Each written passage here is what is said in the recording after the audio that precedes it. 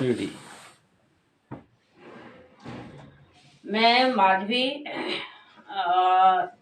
सनातन धर्म के ऊपर साध्वी उषा साध्वी दीदी के साथ मैं आई हूँ आज कि हमारे देश में हमारी महिलाएं कितनी सुरक्षित है, उसके ऊपर इनसे मैं पूछने आई हूँ, बातचीत करने आई हूँ, क्योंकि ये भी एक महिलाएं हैं और हम भी एक महिलाएं हैं। और इनकी भी दिल की बात हम देश दुनिया के सामने चाह रही हूँ पहुँचाने के लिए कि इन्होंने कितना संघर्ष किया है, इनको ये भगवा कपड़ा पहनने की नौबत क्यों आई।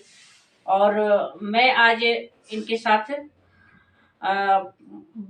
पूछने आई हूँ कि इनकी जिंदगी कितना इस सनातन धर्म में ये कितनी सेफ्टी है, इनकी कितनी सुरक्षित है, ये जनता के सामने ये खुद ही अपनी दिल की आवाज़ मेरे साथ शेयर करेंगी। और आप लोग इनकी आवाज़ सुनिए और आपको भी आप कमेंट कर सकते हैं कि और महिलाओं के लिए हम क्या कर सकते हैं, सरकार से क्या डिमांड है हमारी, आप कमेंट करके हमसे पूछ सकते हैं। और मैं कोशिश करूंगी भारतीय महिलाओं की किस तरह से आर्थिक उनकी स्थिति सही हो, आर्थिक धार्मिक सामाजिक हमारी महिलाएं कैसे सक्षम हो, इसके ऊपर चर्चा करने जा रही हूँ। मैं माधवी झा भारतीय जनता पार्टी की प्रदेश में भी हूँ, बेटी बचाओ में, मन की बात में भी, और मैं दिल की बात सुनती भी हूँ और मैं सरकार तक दिल की बात पहुँचाती भी हूँ। मैं साध्वी उषा दीदी से पूछती हूँ, तो आप जो इस कपड़े को पहने अपनी सुरक्षा के लिए,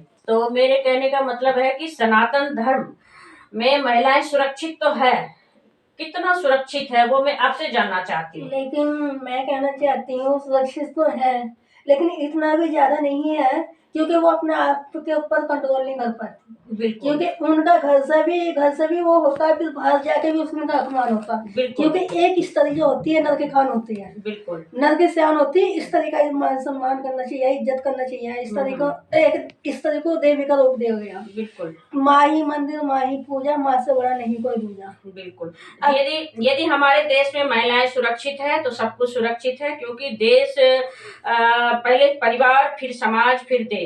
परिवार भी एक महिलाएं बनाती हैं और समाज भी महिलाएं बनाती हैं और देश भी महिलाएं बनाती हैं। और महिलाएं ही इस वक्त देश में सबसे ज्यादा मेरे हिसाब से और सुरक्षित भी हैं।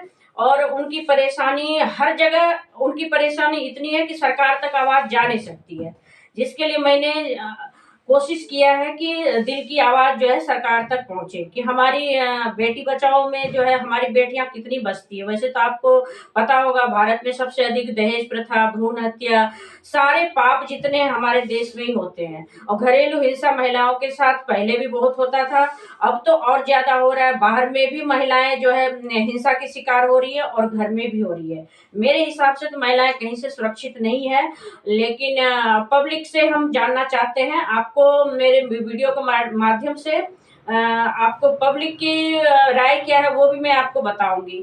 और जब हम सब सारी महिलाएं खुद अपने आप को सुरक्षा के दृष्टि से यदि आवाज उठाएंगे तो सुरक्षित तभी हो सकते हैं। अधिक से अधिक महिलाएं आवाज उठाइए अपने लिए।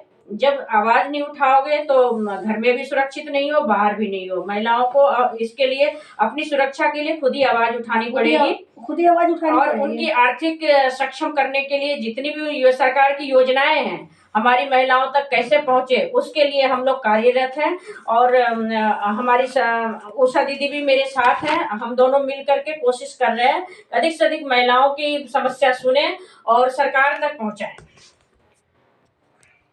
जय श्री राम, जय हिंद, जय भारत।